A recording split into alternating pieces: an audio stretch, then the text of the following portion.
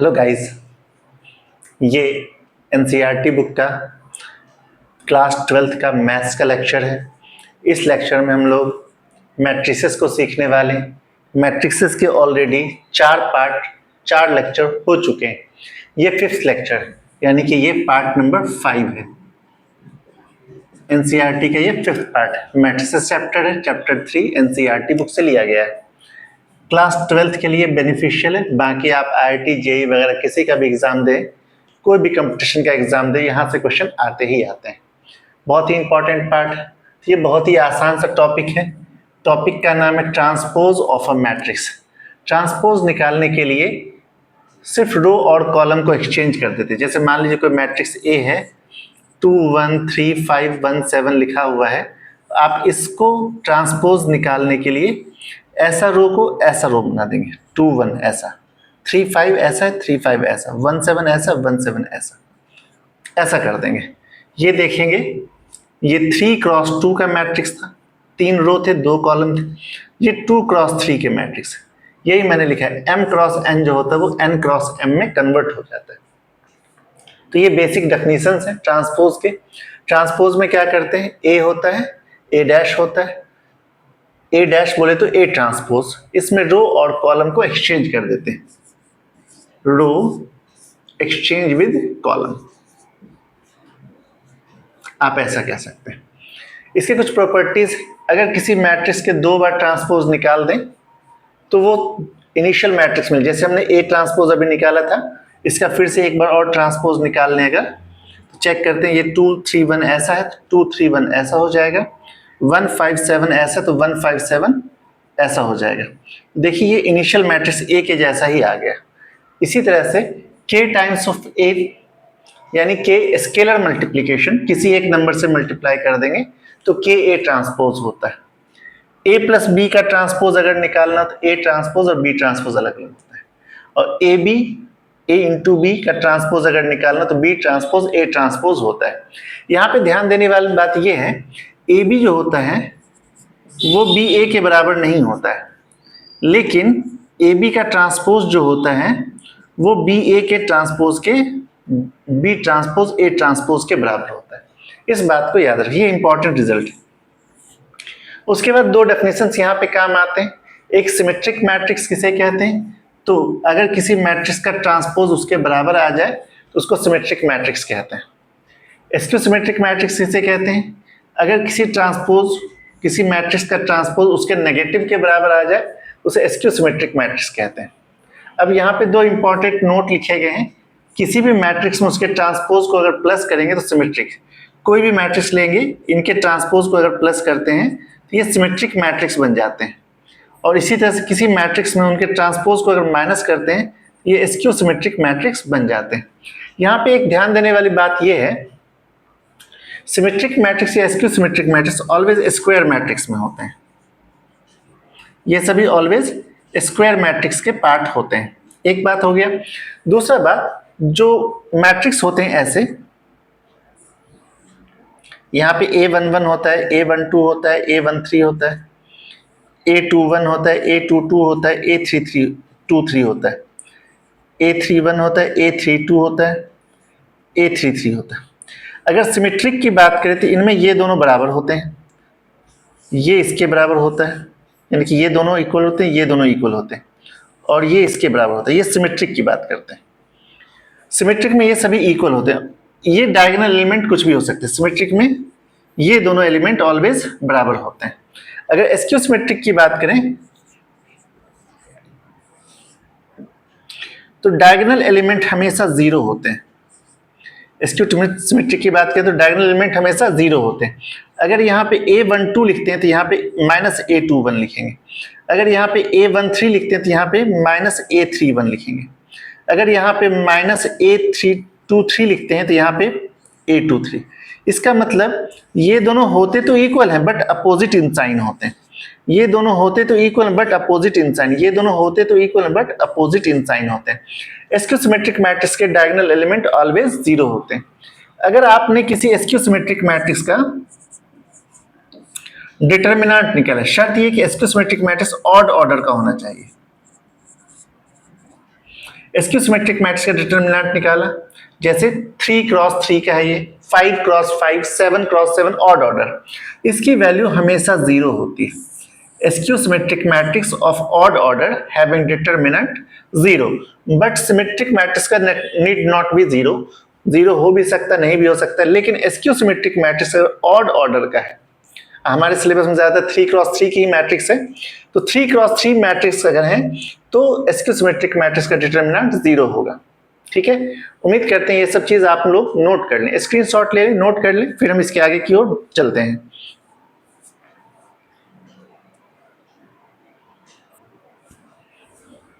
आइए एक्सरसाइज 3.3 के कुछ क्वेश्चंस को देखते हैं जो बेहद आसान है, और शुरू के क्वेश्चन तो और भी ज्यादा आसान है। फर्स्ट क्वेश्चन में कह रहा है फाइंड ट्रांसपोज। ट्रांसपोज निकालने के लिए जो कॉलम है इसको रो में कन्वर्ट कर देंगे। 5 है, 1/2 है और ये -1, बस ये हो गया आंसर। रो कॉलम, ये फर्स्ट रो, इसको फर्स्ट कॉलम बना देंगे 1 -1, सेकेंड रो सेकेंड कॉलम बना देंगे, ये आंसर हो गया। ऐसे ये फर्स्ट रो फर्स्ट कॉलम बना देंगे, ये सेकेंड रो सेकेंड कॉलम बना देंगे, ये थर्ड रो थर्ड कॉलम बना देंगे, ये हो गया आंसर हमारा। फर्स्ट क्वेश्चन बहुत आसान सा था। सेकेंड में कह रहा है ए प्लस बी ट्रांसपोज निकालिए, ए ट्रांसपोज और बी ट्रांसपोज का सम निकाले। ए प्लस बी निकाल लेते सबसे पहले, ए प्लस बी निकालेंगे, ये रहा ए और ये रहा बी, इन दोनों को प्लस करेंगे, -1 -4 तो -5 हो गया, 2 और 1 3 हो गया, 3 और -5 तो -2 हो गया, 5 और 1 6 हो गया, 7 और 2 9 हो गया, 9 और 0 9 है, -2 और 1 -1 है, 1 और 3 4 है, 1 और 1 2 है, ये a प्लस बी का वैल्यू आ गया। अब मुझे a प्लस बी का ट्रांसपोज निकालना है, इसका ट्रांसपोज कर देंगे, रो को कॉलम बना देंगे, ये -5 3 -2 6 9 9 -1 4 2, ये हमने a प्लस बी ट्रांसपोज निकाल दिया। अब a transpose plus B transpose निकालना है, तो इसका ट्रांसपोज पहले कर लेंगे a का, यानी कि -1 2 3 ऐसा है तो -1 2 3 ऐसा हो जाएगा, 5 7 9 ऐसा है 5 7 9 ऐसा हो जाएगा, -2 1 1 ऐसा है तो -2 1 1 ऐसा आ जाएगा। ये a ट्रांसपोज हो गया, b ट्रांसपोज निकालना, -4 1 -5 ऐसा तो -4 1 -5 ऐसा हो जाएगा, 1 2 0 ऐसा तो 1 2 0 ऐसा हो जाएगा, 1 3 1 ऐसा तो 1 3 1 ऐसा हो जाएगा। अब इन दोनों को प्लस करना है, तो चलिए प्लस करके देखते हैं। -1 -4 -5 5 1 6 -2 और 1 तो -1, 2 + 1 3 7 2 9 1 और 3 4 3 -5 -2 9 और 0 9 1 और 1 2। चेक कर लें, ये और ये दोनों एक जैसे हैं, तो हम लिख देंगे therefore a plus B transpose जो होता है वो a transpose plus b transpose होता है। जैसा हमने यहाँ पे किया वैसा ही आप इस वाले पार्ट को माइनस के लिए कर लेंगे। उम्मीद करते हैं आपका होमवर्क रहेगा, ये आप जोड़ कर लेंगे। सिर्फ यहाँ पे हमने प्लस किया, आप इसे माइनस करके बनाएंगे, ये इजीली आंसर आ जाएगा। ये देखो a transpose minus b transpose करेंगे, यहाँ सिर्फ माइनस करेंगे, तो माइनस करने के बाद इधर आ जाएगा हमारा आंसर सिंपली। ठीक है, उम्मीद करते हैं ये क्वेश्चन जरूर कर लेंगे। चलिए इसे पॉज करके नोट कर लें, फिर हम लोग आगे की ओर देखते हैं।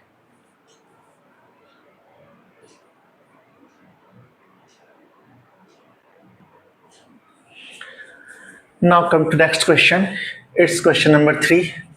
इस क्वेश्चन में यहाँ पे आपको पहले से ही a ट्रांसपोज दिया और b दिया हुआ है, तो आपको पहले a निकालना होगा। a निकालने के लिए a ट्रांसपोज का फिर से एक बार ट्रांसपोज कर देते, क्योंकि हमने बताया था डबल ट्रांसपोज का मतलब वो पहली वाली मैट्रिक्स हो जाती है।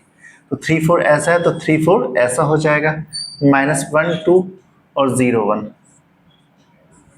और b मैट्रिक्स तो लिखा हुआ है यहाँ पे, तो a प्लस बी निकालना है, पहले a प्लस बी निकालते हैं। -1 + 3 तो 2 हो जाएगा, 1 + 4 तो 5 हो जाएगा, 2 - 1 तो 1 हो जाएगा, 2 + 2 तो 4 हो जाएगा, 1 + 0 तो 1 हो जाएगा, 3 + 1 4 हो जाएगा।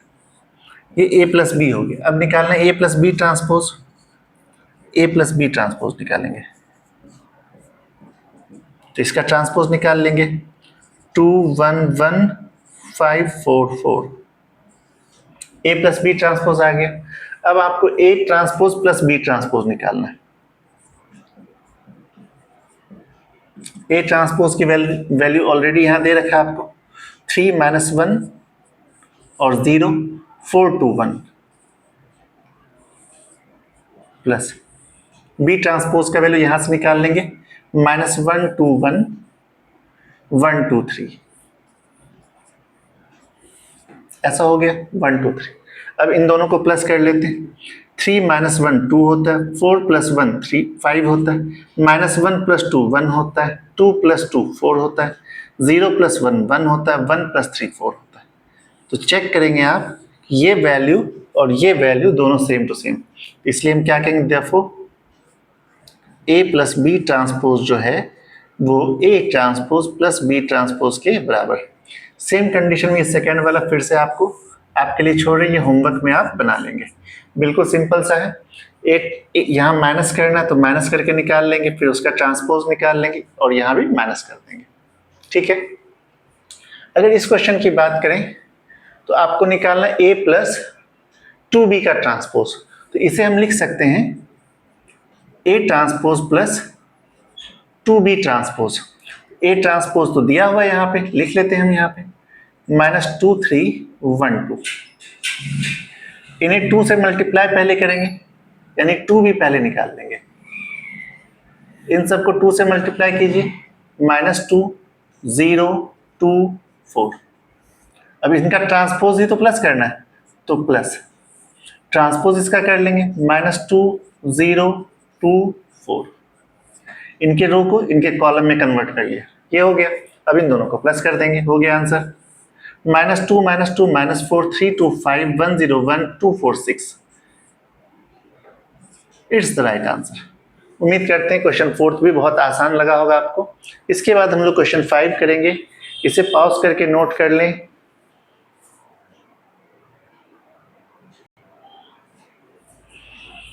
चलिए क्वेश्चन नंबर 5 की बात करते हैं। 5 में 2 क्वेश्चंस दिए गए, दोनों एक ही जैसे, तो एक मैं कर दूंगा, एक आप होमवर्क में कर लेंगे। ये वाला क्वेश्चन आप होमवर्क में कर लेंगे, दोनों एक ही जैसे हैं। उम्मीद करते हैं ये आप होमवर्क में जरूर कर लेंगे, सेम टू सेम है। तो चलिए हमको निकालना है ए बी, तो पहले ए इंटू बी निकाल लेते हैं। कैसे निकालेंगे, ए की वैल्यू दे रखा 1 -4 और 3, और बी का वैल्यू -1 2 1। इन दोनों का मल्टीप्लाई पहले करना है। चलिए फर्स्ट का रो सेकेंड का कॉलम, 1 1 जा -1, फर्स्ट का रो सेकेंड का कॉलम, 1 2 जा 2 1 1 जा 1, फिर से 4 1 जा 4 4 2 जा 8 4 1 जा 4 3 1 जा 3 3 2 जा 6 3 1 जा 3। ये ए बी आ गया। अब ए बी का ट्रांसपोज निकालना है। ए बी का ट्रांसपोज, इसके सारे को चेंज कर लो, -1 2 1 4 -8 -4 -3 6 3, ये ए बी का ट्रांसपोज आ गया। अब आपको कह रहा है बी ट्रांसपोज ए ट्रांसपोज निकालना है, तो चलिए इधर कर लेते हैं, बी ट्रांसपोज ए ट्रांसपोज। तो बी तो ये है ना, इसका ट्रांसपोज कॉलम बन जाएगा, -1 2 1 -1 2 1। ए ट्रांसपोज इसका रो बन जाएगा, इसका रो बनाएंगे 1 -4 3।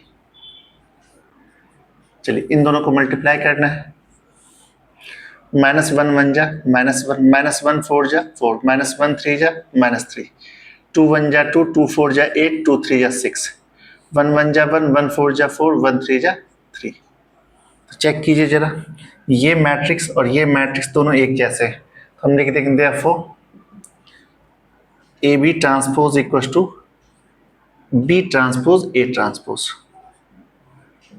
वेरीफाइड।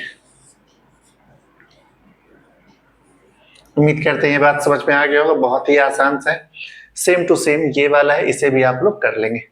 अब इस क्वेश्चन में, क्वेश्चन 6 में, ये आपको ए दे रखा है, वेरीफाई से करना है। तो ए ट्रांसपोज ए निकालना और उसे आई लाना है, ए ट्रांसपोज ए। तो इसका पहले ट्रांसपोज निकालेंगे, ये कॉस अल्फा, साइन अल्फा यहाँ है तो साइन अल्फा नीचे आ जाएगा, ये माइनस साइन अल्फा और कॉस अल्फा ये नीचे आ जाएगा। इनका मल्टीप्लाई इसके साथ करना है, यानी cos alpha sine alpha minus sine alpha cos alpha. चलिए मल्टीप्लाई करते हैं, फर्स्ट का रो सेकेंड का column, cos into cos, cos square alpha minus minus plus sine square alpha, ठीक है। फिर cos into sine, cos alpha sine alpha, फिर minus sine alpha cos alpha, ठीक है। फिर नीचे से sine alpha cos alpha minus sine alpha cos alpha, फिर sine into sine sign square alpha plus cos square alpha. जब आप इसे चेक करेंगे sine square theta plus cos square theta 1 होता है, ये दोनों सेम टू सेम कट के 0 आ गए, ये दोनों सेम टू सेम कट के 0 आ गए, और ये sine square plus cos square 1 आ गए। ये आ गया हमारा आइडेंटिटी मैट्रिक्स। तो यही तो आपको प्रूफ करना था, प्रूफ हो गया।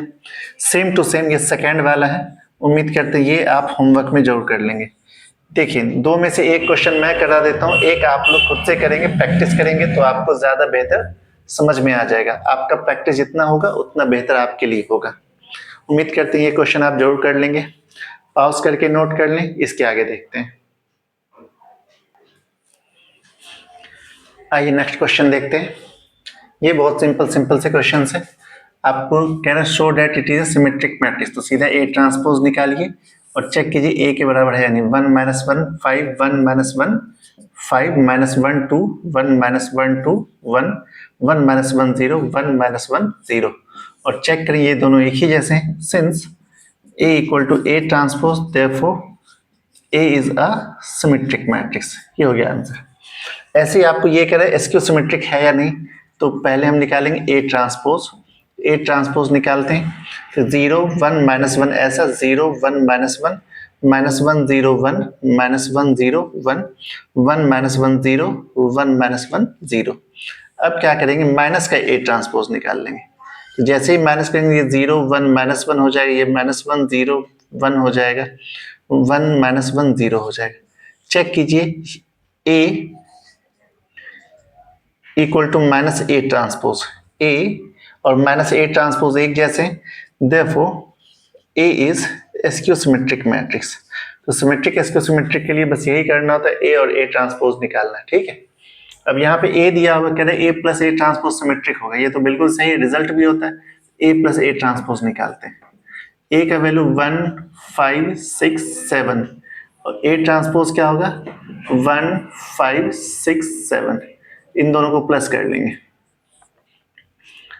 1 प्लस 1 2 6 5 11 6 5 11 7 7 14, ये ऐसा हो गया। अब इन्हीं का ट्रांसपोज नहीं, इसको मान लेते P matrix, P equal to A plus, तो पी हो गया। पी का ट्रांसपोज निकाल लेते हैं, 2 11 11 14, तो दोनों बराबर है। Since P equal to P transpose therefore A plus A transpose is symmetric, ऐसा हो गया। ऐसे ही हम लोग करेंगे फिर से ए माइनस ए ट्रांसपोज, ये फर्स्ट पार्ट हो गया हमारा। सेकेंड पार्ट के लिए ए माइनस ए ट्रांसपोज निकालना, फिर से ए तो वही है 1 5 6 7, ए ट्रांसपोज कैसा होगा 1 5 6 7, ऐसा हो जाएगा। इन दोनों को माइनस करते हैं, 1 minus 1 0 5 minus 6 minus 1 6 minus 5 1 7 minus 7 0, ये आ गया। इसे हम क्यू मान लेते हैं, यानी कि ये क्यू मैट्रिक्स है। अब क्यू का ट्रांसपोज निकालेंगे पहले, 0 माइनस 1 1 0। अब निकालेंगे माइनस क्यू ट्रांसपोज, तो ये हो जाएगा 0 माइनस 1 1 0।